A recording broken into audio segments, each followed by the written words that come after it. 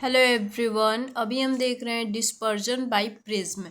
तो dispersion by light है first topic. इसमें देखते हैं when light passes through the prism it strikes into 7 colour, this is called as dispersion of light.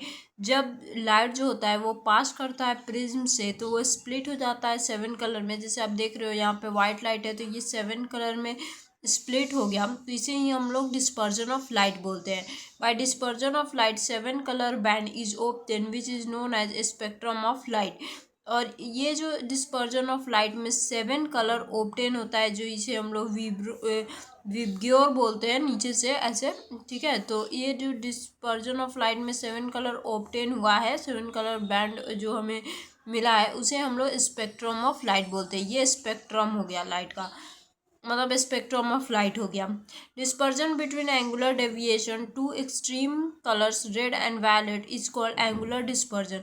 जो difference होता है एंगुलर डेविएशन का दो एक्सट्रीम कलर रेड और वायलेट का, उसे हम लोग एंगुलर डिस्पर्जन बोलते हैं। तो एंगुलर डिस्पर्जन का फॉर्मूला क्या हो जाएगा, इसको डिनोट करते हैं mu R minus 1 into A. ऐसे एंगुलर फ्रिक्वेंसी हो गया mu R into A, angular dispersion हो गया, ठीक है। ए से डिस्पर्सिव पावर क्या होता है, it is the ratio of angular dispersion and mean deviation, it is denoted by omega.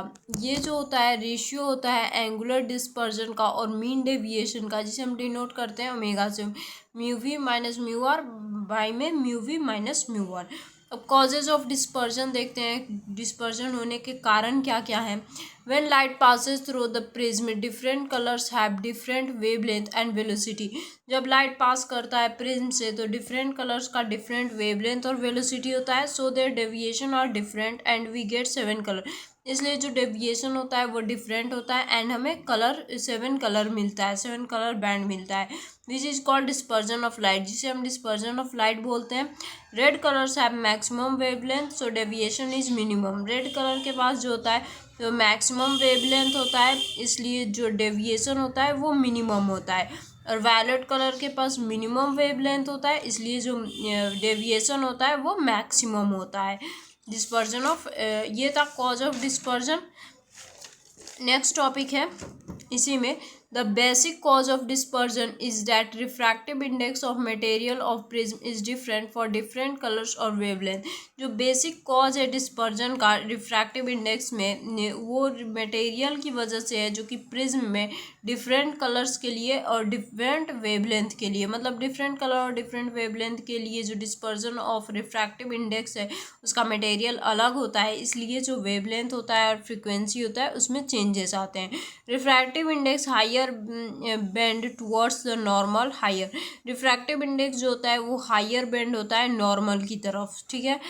और कॉजेज फॉर्म्ड किए थे म्यू डायरेक्टली प्रोपोर्शनल टू 1/λ का स्क्वायर। और violet have higher refractive index, so it bends higher towards the normal. Violet के पास higher refractive index होता है, इसलिए ये बेंड करता है हायर नॉर्मल के टुवर्ड्स में। और रेड्स के बाद लेसर रिफ्रैक्टिव इंडेक्स होता है, कम रिफ्रैक्टिव इंडेक्स होता है, इसलिए वो बेंड करता है नॉर्मल की तरफ, लेस मूव करता है नॉर्मल की तरफ। और वायलेट हाई मूव करता है क्योंकि उसका रिफ्रैक्टिव इंडेक्स हाई है।